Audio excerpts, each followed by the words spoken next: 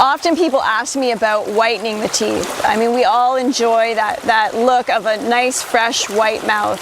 And what's really interesting that I've discovered is that teeth are white due to the health of the enamel, and actually beyond that, it's really the health of the dentin.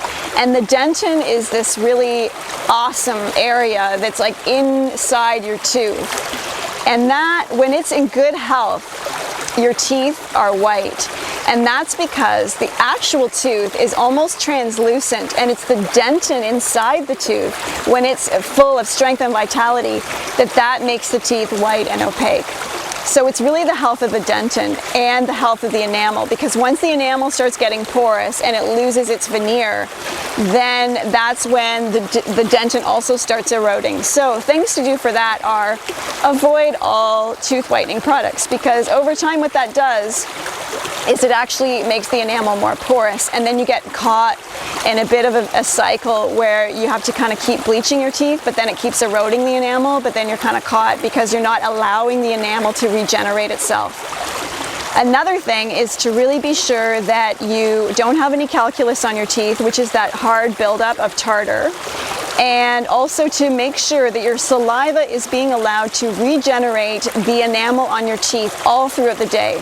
So your saliva, which is awesome stuff filled with lots of enzymes and different biochemical, really great things that can regenerate your teeth, if it's either working for you or against you, because if it's too acidic, then it will start dissolving the teeth a bit. So you want to have your alkaline saliva to regenerate the enamel, and you want to have your dentin really healthy. And the other thing for a healthy dentin is nutrition. So that is foods that are really high in fat-soluble vitamins like vitamin D, vitamin A, and vitamin K. Those are all really crucial. And another thing that's really neat about eating is I do suggest zero processed foods, and the reason for that is the dentin has a flow in it.